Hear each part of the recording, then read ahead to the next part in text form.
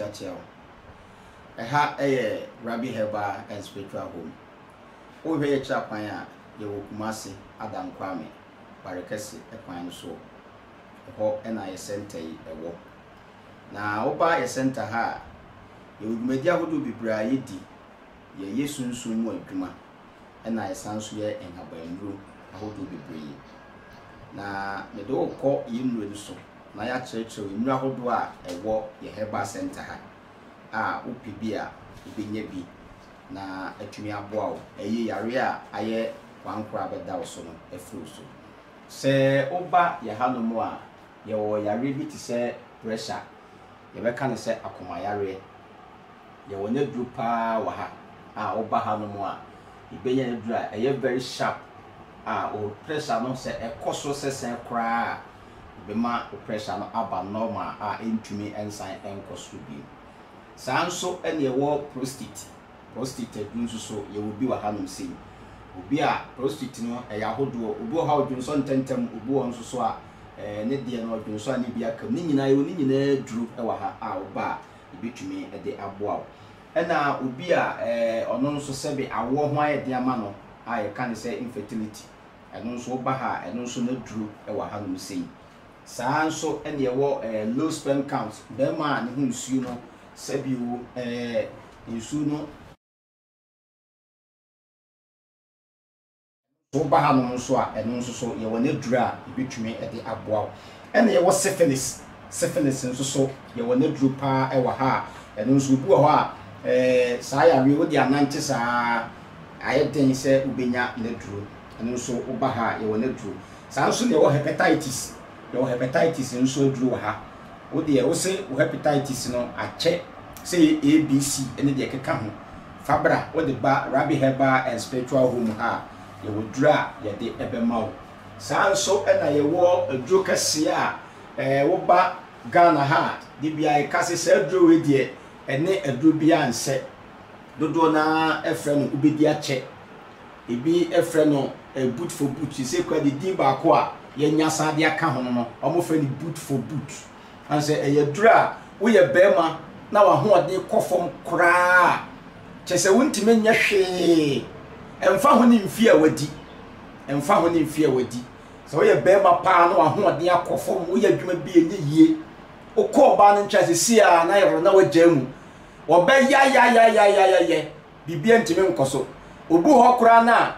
agese be na wotwe ansa na obetimi ansan asan ko bim me pacho wadura na ye Rabbi Power Bullet eno ni adura de bia ye kan ga na ase memadru ne de eno ani Rabbi Bullet no adro bia ni nachi enti wo ye be ma wa ho de kofom sabisisi ya ye pa wota ase ne yie okoto anu aka ho mesrawo enhwe adro bia chi akwan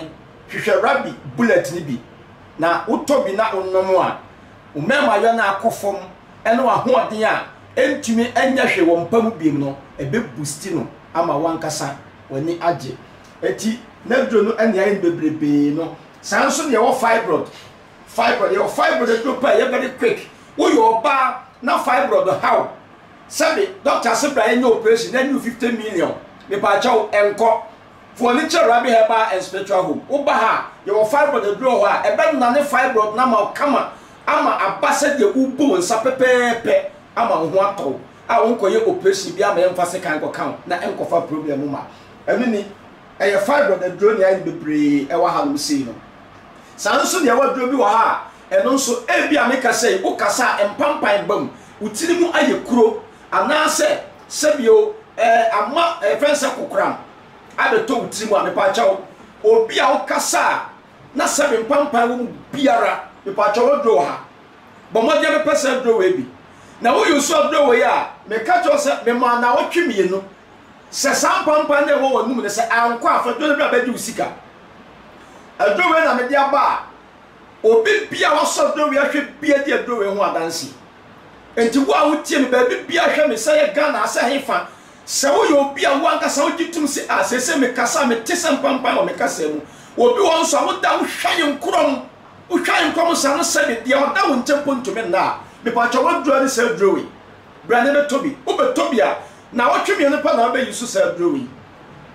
utimuna aye kroni pampampa ne enkromo a wohwe ni nyinara ni nyina bejai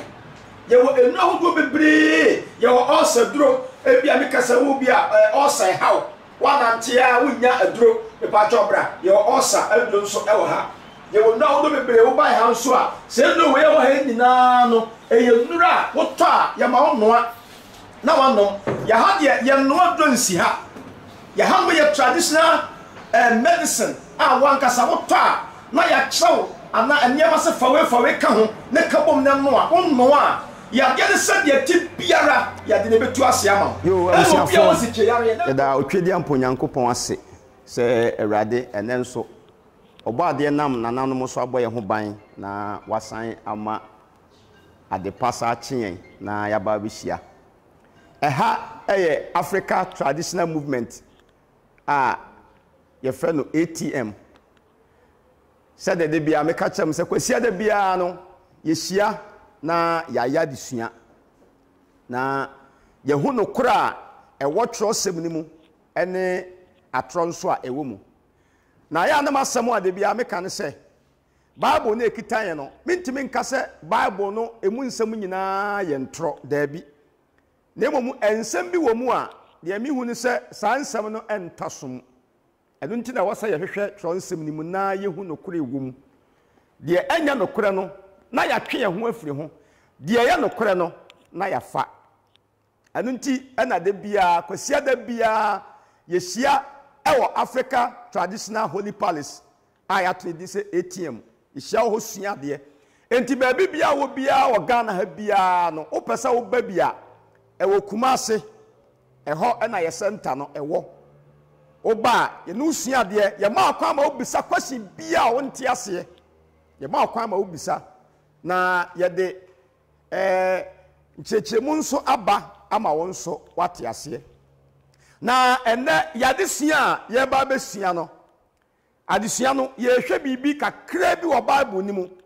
na asem ni tie da so de se o se how stone worship turned into cross worship ekwan ye fa so a ebo sosom esesan ye ebe ye asenua ana dua sosom no en ye ba besua ye be he ekwan ya na ye na nanem fa sosom tetemre ni mu kwa be na ye na nanem no mo fa sosom tetemre ni mu se ya me kase wo ba Africa Traditional Movement a ye sua de ache nyame asem a ya na bi mu bisa se na yen nyi Yesu ni na yese Bible kura ensem egum no enya no kore na ekwan be na yefa so a ye kanya me asem tie ni ye pa o me chao se wo ba ATM a ye pense Bible mu yie na ye hu no kore wom ene atore wom enye Bible ni mu nsem nyina na ye no kore enye Bible ni mu nsem nyina ebi ye no kore bi nya no kore enti ye pede ye no kore ne de aye adwuma na de ye ntro no na ye ye de afiri ho enti na ye sua de afa se ekwan ya na ye nananom fa so esom tetemre ni mu a enne sa asom no ye yi afiri ho na ya to esom ni din foforo amma no din bone bia enne obia mpese obekọ sa asom no mu esan se ewiase hunu se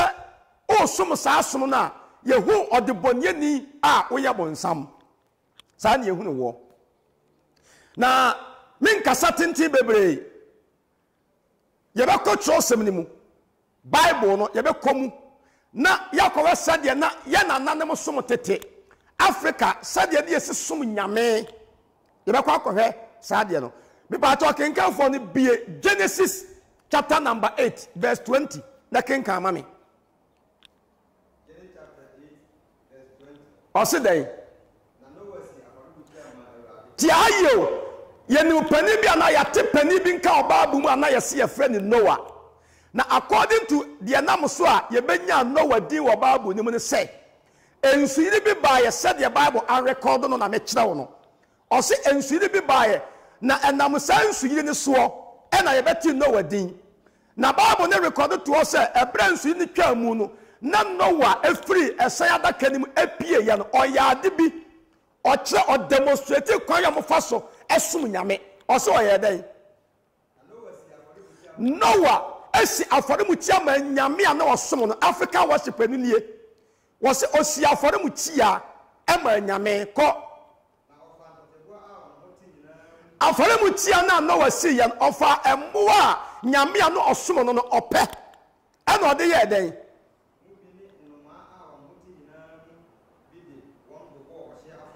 ode wo mo bobo ohye afode e ma nyame a na no wasom no tie ni yo esom no ena me nyabo tseche mu kakra de amaw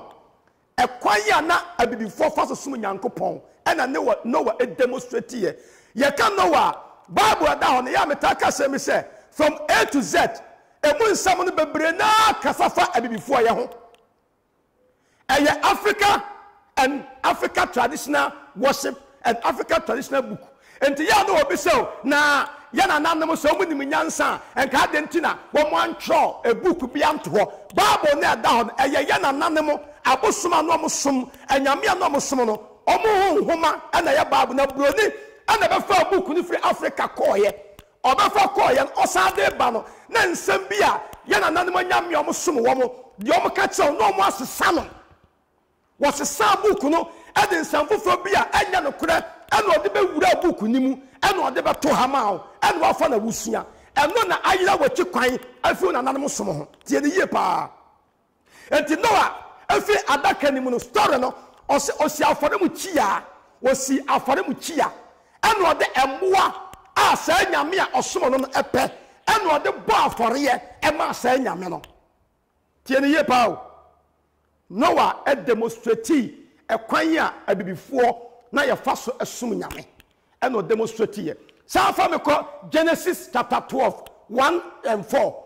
kai free 1 na be si 4 e ma me ko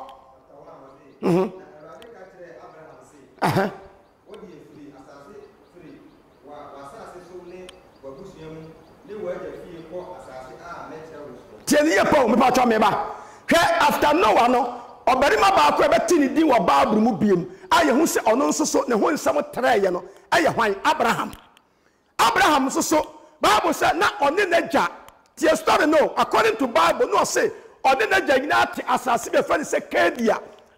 fo asase no tete ne fa ni Mesopotamia sa ne fa no e ho na Abraham ne papa nyina ya dai etie e na du mi bi se Abraham papa eye na dwe se o free Kedia eye Mesopotamia akotena dai Canaan asase so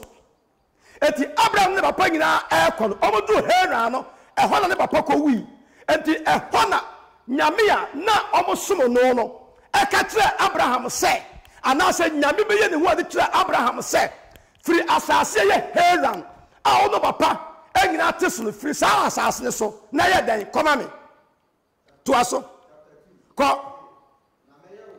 na se wo free Haran asase we so na wo kwa asase a me mayi ne ho ade ato se so me no wo kotena asase ne so dia enya me ya oman kese na mesawo Abraham na mama wa Abraham wudi aye kese na wa be yensira to aso mesa won a wosira wo aha na wana odome won so ma dome won to aso na wumuna obesa asade so musua nyina verse 4 no na Abraham koye sade awurade kasa kire no no Abraham okoye sade awurade na oyi ne ho adi kire no no e kasa kire no no kai verse 6 and 7 to aso verse 6 and 7 na Abraham tio na onne papa nyina e wasase afa ne se Haran e no mobese akokena enti ne papa ni anu kena ho e no wi na nyame na oyi ne ho adi kire Abraham no waso ka kya ne se free asase a no papa betena so so ne ko na asase a me de ma na ho na mesira wo na Abraham otwamu free Canaan asase so akotena he okodru ba bia so se Sekim ko to asoma me ye fast mame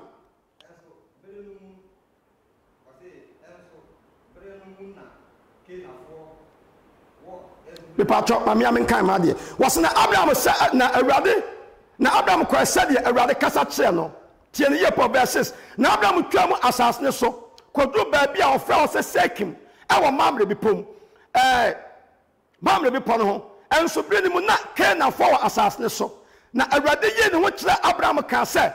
wasefo na me de asase be ma won na osia fo ne mu tia wo ho e ma Awurade a oyi ne ho kire no ti asam ne ye Abraham bra nyame ne ka chen se kɔ no wo se Abraham kɔ ye no wo no so kosi dia yi afodie mu tia e ma Awurade a oyi ne ho ade ye den e kire no se na yen Africa yesom afare mu tia no enami be mo ho ade kodia ye fa na afare mu tia no wo se de no mo se ade som Nyankopɔn a enne ye yi sa de na firi hɔ a enne se wo be ye sa na ne hu ne se wa ye bonsam no me be kyerɛw ne am wa hu me pato bie Bible no e wo Genesis 22 verse 1 and 2 Genesis 22 verse 1 and 2 what be ya fast o se dai na ensem ye kyire no wo Nyankopɔn wa Abraham som no Abraham Nyankopɔn no wo so no Abraham ne hweye to ano ka che Abraham se Abraham ana Abraham se minie na wo Nyankopɔn na wo ya Abraham Nyankopɔn ne ka se fa wo ba kro no a wo ba kro Isaac to aso memory asase so nafa wo ba ne kobo osia fodie to asoma me ko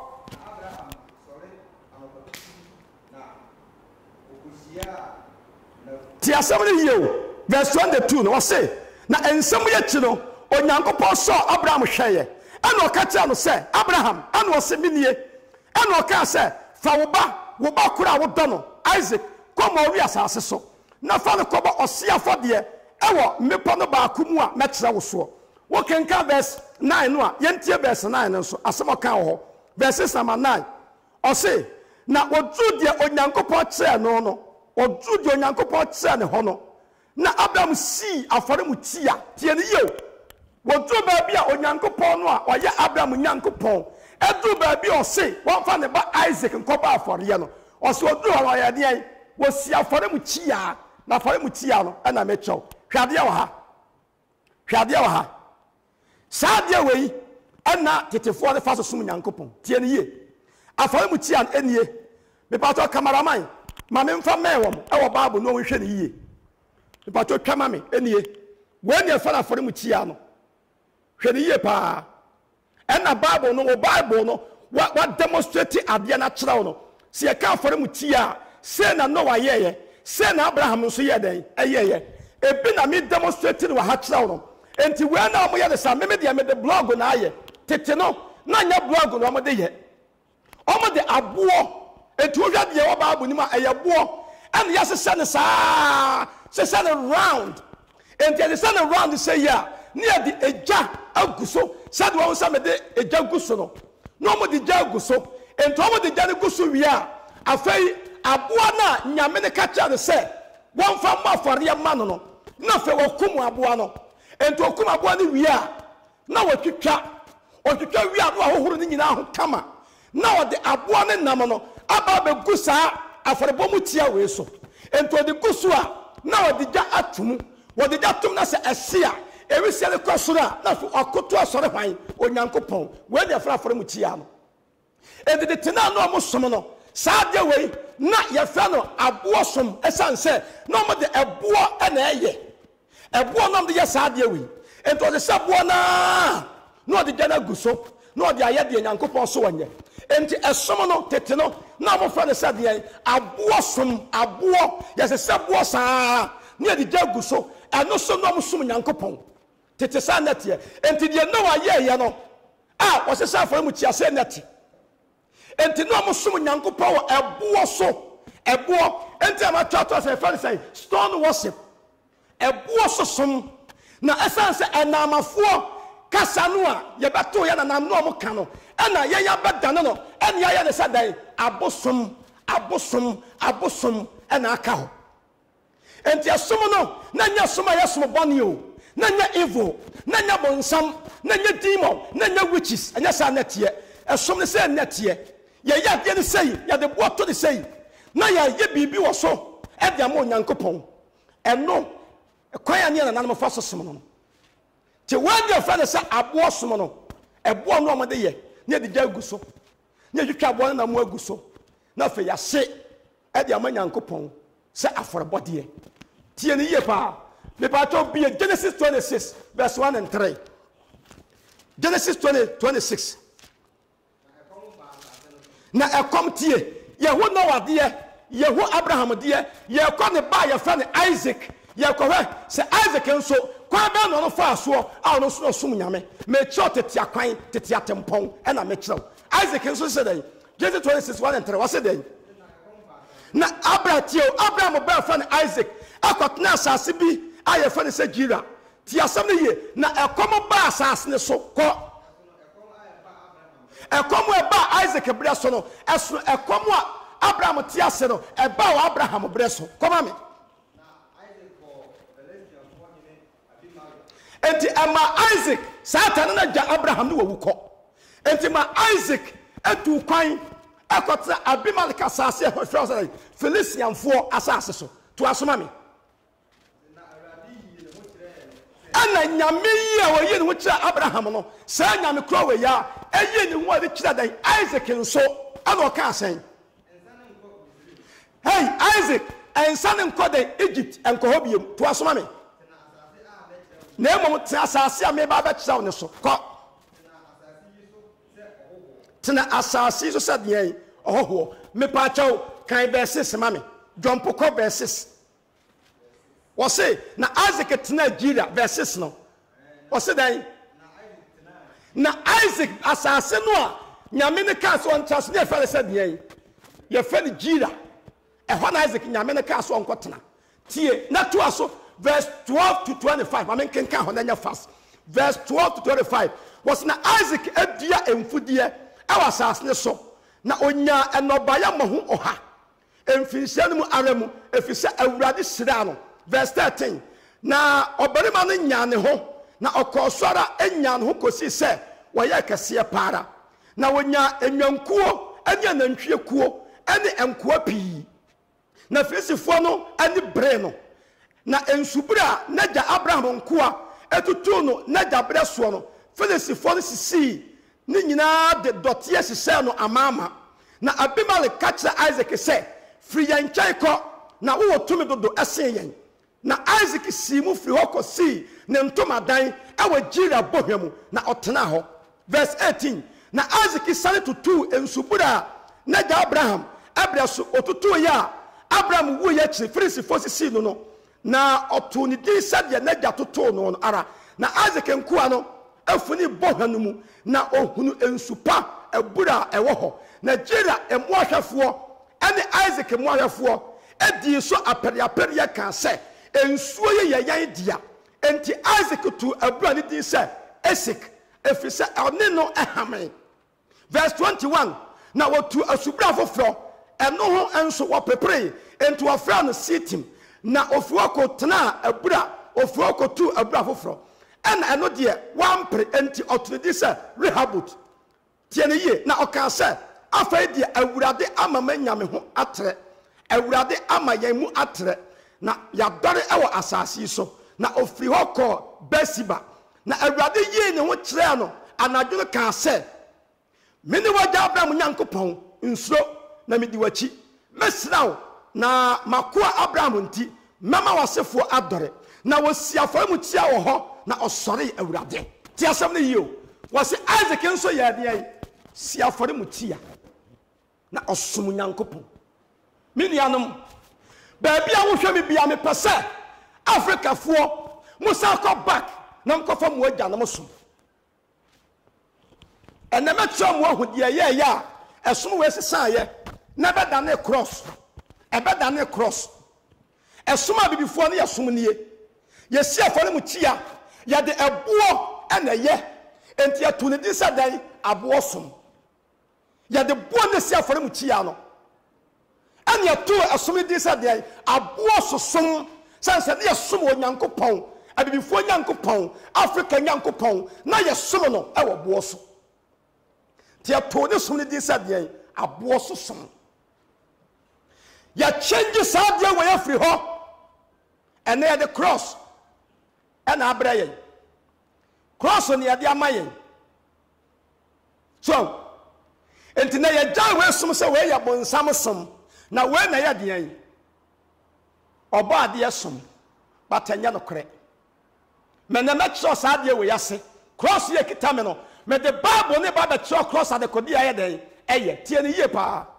sɛ wonya hunu ya ɛneɛ me bɛkyerɛ wo paa abo wahu me pa to kenkanfo fa me kɔ Genesis 28 10 to 12 Genesis 28 verse 10 to 12 tie ya free Isaac so ya hu sɛ Isaac nso bɛsi afɔre mu tie a obɛyɛ the same thing tie yo tie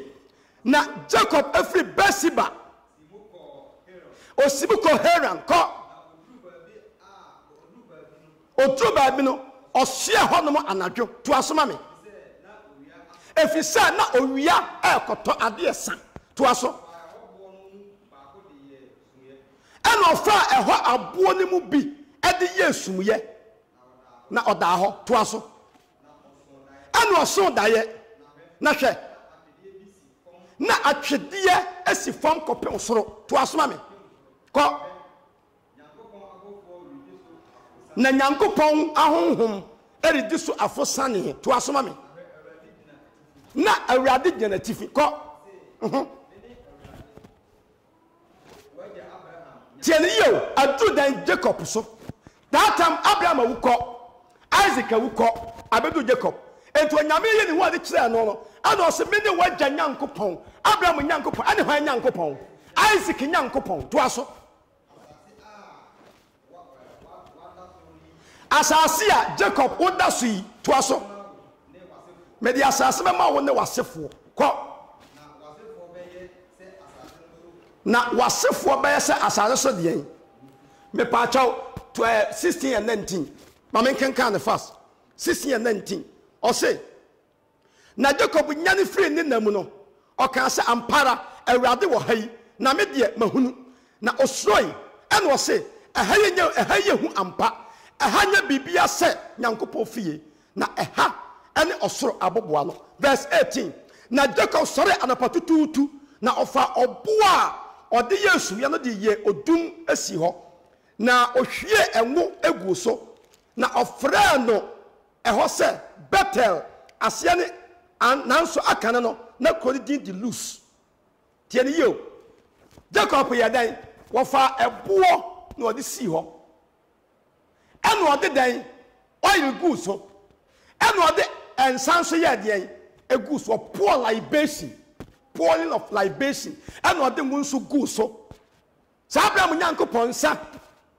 maga Isaac Nyankopɔn nsa wona wayi ha no makyerɛ me na mahu sɛ mpa ɛha yɛ ofie enti me de boɔ yi si hɔ na me de ɛnwo na dan asantify no me de ngo ne te boɔ ne ho na me de ensa yɛ gu so sɛ efi saa brɛ kɔ ɛboɔ yi baabi a ɛboɔ yi si no yɛmfɛ kuro yi din sɛ loose biam yɛbɛfrɛ ne sɛ deɛ Bethel kɔsoma hu sɛ deɛ enti Jacob ɔde ɛboɔ si hɔ ɛma nyame a ɔyɛ deɛ ɔsom no yɛfrɛ na boɔ so deɛ ɛsom ɛboɔ nom de represent nyame tie yɛ bibia wɔ ɛboɔ so enti yɛ na nanom to so ne de sɛ deɛ aboɔ som aboɔ ɛsom Minianum Africans, this is the time a pretty near see a wish ye janum atimpon, baby a janum fire, omunyi chariye, omutimi chariye, omudium confia me ye, nano kura, anything na omudi ye jumano, Mumia Sanko Pesa Quine, Sansano de Betimia boy. The entire year wing nancy ya told it ya tempire the end. I can't. The entire yari nyina sɛ ya to tete atempɔn atwene the entire hia kan nyina ne sɛ tete atempɔn no ya to atwene ɛmfa nya hwe bio ɛsom papa no a ye gane mo ɛde to hɔ ma yɛn sɛ yɛn nyoma na mo akyi na yɛnya nsira yɛnyi nkyɛ yɛnya somdwe yɛsɛ saa som no ɛyɛ bonsam dea ti ato atwene sɛ yɛmpɛ yakofa cross we at the amount ya the way amount say we na divine we na ye holy enti no ba mrantie na da ne kom be wa brantie bia no akope we da ne kom wo mobo papa wo mobo na onum de aba so se onum de aba so a obi na kan kwa sadade eche onum de aba so ade we da okon wo be da na oba yie sade we e da okon mu a ade we wo de akire a wo be da na wa yie me be kire wa ade we yase we ye kitami cross na kitami no me be kire wase tie ne yie hwe baby ya du no ya du bro say fight for Africa and was say fight for Africa can Bible mama Genesis 35 1 and 3 Genesis 35 1 and 3 tiene ye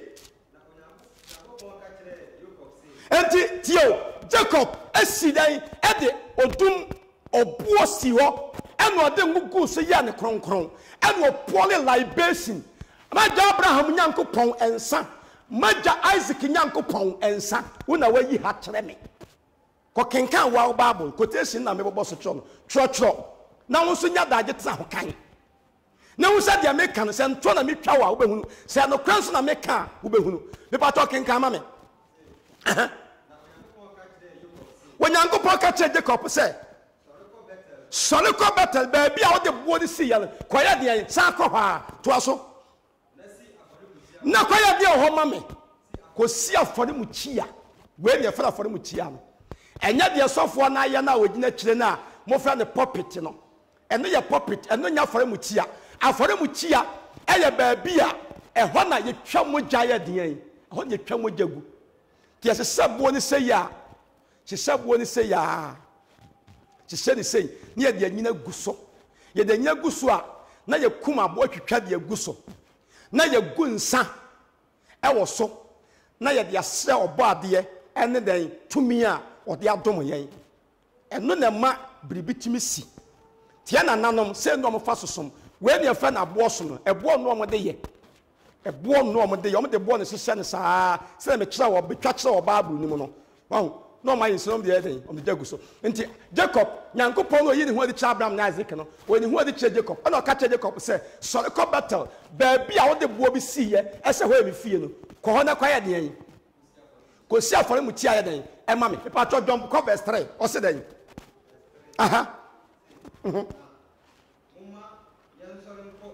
enti Jacob ka kira ne yire na ono am nam ne se ne yire mu fo ne se mumma ye nsore nko Betel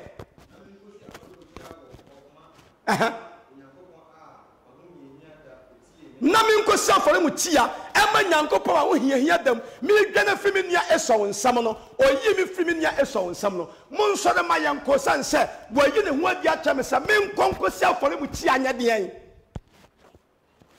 en na ye jai sa de we ya chidi se cross on ye be de achidi cross ade o how be nipa so cross e ma nipa nya yie cross ade o how nya mane to nipa so e na se be de achidi me se ba be cross ase me be cross na se enti kokomu na da no wo de ade so na ase ukon onye yie da wadwuma nkoso sika be se wa ware ye begu wo ba bewu wo nyema nyina ba basa cross na wo di achidi no me be wase tie ne ye pa enti Jacob ebe the same thing me pa to yan kota mo ibenya edin Israel se Israel fo tie o kenka Genesis 18:17 to 19 pa to kenka no ma me ansa Genesis 18:17 to 19 os tie ayo ebra according to Bible record to us edumri bi na kromio bi afa ni Sodom and Gomorrah no mo din samfon atumatum se de ne ye se Ghana ye tumutum ni na ye nya de ye ma ye $365 million ye mfa nya ye man yi ebrebe do ya na Sodom and Gomorrah the same particles eno mo mu eno Nyankopon soma na bofo bi se omonko se according to Bible no se le wa twa na me kira wo no enti bre abofo ne ba Abraham nchen no ena Abraham abofo na ekọ no ena Onyankopon eka na koma mu se ei to asoma mo se den 17 no na awurade ka wona koma mu se ei enti memfa de me kwakoye Sodom and Gomorrah ade a me komemfa sie Abraham ana to asoma me efise ampara mayi Abraham so ba ye oman kese to aso ko na Abraham mu no obesha ewiase ama nyina to asoma me na mahunu no Tio mahu Abraham na mayino and my son I have commanded Abraham to force his descendants Tio my Abraham na mayino and my son say o ma na sefo ani fiefo nyina anya den emedi mi nyame akwan so akrisofo mompa disua baako kra wasene mahu Abraham wa yi Abraham ana me catch Abraham say Abraham se wasefo ebedi wachi se omunni me nyankopon makwan so me pa cha Abraham som ne nie se na Abraham som ye na makotu nyina akere wo no enti Israel fo no a wa mo ya Abraham asefo nyina da ekwan yo mo fa so no mo som mo nyankopon eye kwan we so me pa cha Exodus chapter 5 1-3 yanko yes or say then na Abraham and Isaac and Jacob actually no tiayo satam na Abraham and Jacob nyina wuko enti edu Moses ne mo so ana nyame ye ni wadi kire Moses ana osoma na Pharaoh anim ana ye dan ana okache Pharaoh say hey Pharaoh said the Hebrew for Nyankopon ye fa na Awurade ko Israel Nyankopon asie nie to aso hey Pharaoh mame mane nkonom kwa de om nkoba de mame hey hwemu na kan ye hwemu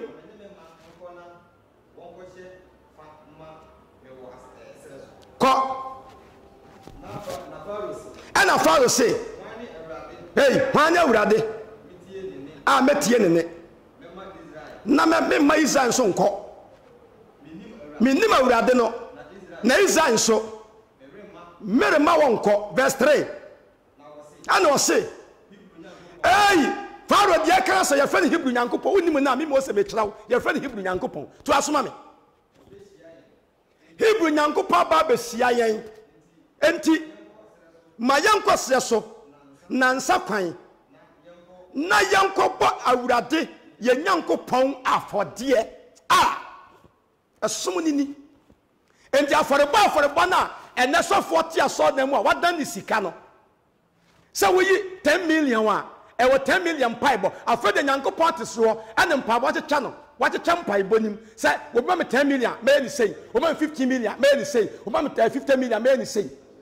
afede Nyankopon da sika ni bre wono na wo sei ma obi anim ni sika afede Nyankopon teso a wadan sika ni bre and what catch na so for the say we be more 10 million pie bonko 15 million pie bonko 20 million pie bonko 50 million pie bonko and 100 million pie bonko nyame adan sika ni bre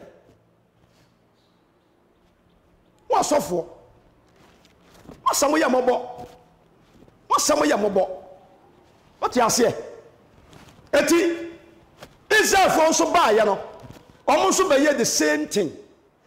on be ye Exodus chapter 17 8-15. Mamenya the fast. Exodus 17 8-15. Tiaye. Exodus chapter 17 8-15. Tie. What say? Na Amalek abai and Israel be coin. Our refidim. Na Moses catch Joshua say. Ye mari mama yen. Na free adiko. Na woni Amalek nkoko. Ochna. And na medie medina. Ochna. Medina akoko no atifi na medina akoko no atifi na makura Nyankopon poma no ewo mensem na Joshua ye said ye Moses ka kire no na Amalek kokon na Moses Aaron ane ho afokoko no eko atifi na Moses ma ne nsa so Israel dim kunim Moses ma ne nsa so na Israel edim kunim na se wogya ne nsam a na Amalek di nim na Moses ensa ye duru enti ofa obo ade to nase na otena so na Aaron ne ho aso so ne nsa ni mu obaako wo ha ane baako nso wo ha na ne nsa no aye na ne nsa no obaako ha na obaako ha na ne nsa no ye pintin na ne nsa no ɛyɛ pintin kosi sɛ owia tɔɔyɛ na Yosua adwerɛ Amalek ane ne man enkanta no na Awurade ka kyerɛ Mose sɛ twerɛ yei sɛ nwoma ni mu na fa yɛ nkayɛ na ka kyerɛ Yosua enso sɛ mɛpopa Amalek ɛnkayɛ afiri asase so na Mose esi afɔremutia na ɔtodi hɔ sɛ Yahweh Nisi asɛne sɛ den Awurade ne me nkunimdie frankaa osi afɔdeɛ mu tia wei no Mose yɛ enti ɔsɔfo ka kyɛw sɛ ai woyɛ saa deɛ wei na sɛ wobɔ afɔdeɛ ɔsoma Nyankopɔn a Onyankopɔn kyira ɔsɔfo no sini hu wɔnim deɛ ɔkeka wei sɛ na Israel ɛfa so som Nyankopɔn Israel fo nso so yɛ dan ɛyɛ Africafoɔ yɛka Israel a ɛyɛ Africans Africafoɔ na ɛyɛ Israel what enti yɛ nananom kwan a na wɔfa so som Nyankopɔn a yɛ nananom nyi kyereyɛ ɛtumi di nkɔmfie mmeyɛ na somdwe wɔ mo soɔ no ɛkwan ni nie ti na ɔba ATM a ɛkwan yɛ fa so som Nyankopɔn ni ɛkwan yɛ fa so som Nyame no na adesua wɔ mi nya nwie yɛ mɛkyerɛ wa mo ho Nyame a na Israelfoɔ som wɔ mo ɛne atwa to Bible mu sɛ na Israelfoɔ som Nyame sɛn Nyame baako me se Rabbi One TV subscribe Rabbi One TV but mo dia so be subscribe Rabbi One TV na wo subscribe a ensam a me de brɛ nyina wo nsa bɛka na me bie Bible ni mu esan sɛ ene asɔfoɔ o maka Bible atom sei asɔfoɔ nyina ka Bible na tom sei ya ka tom ye miemu ɛna so be bie mu nso a baabi obɛkan no ɛyɛ baabi a ɔno benya benefit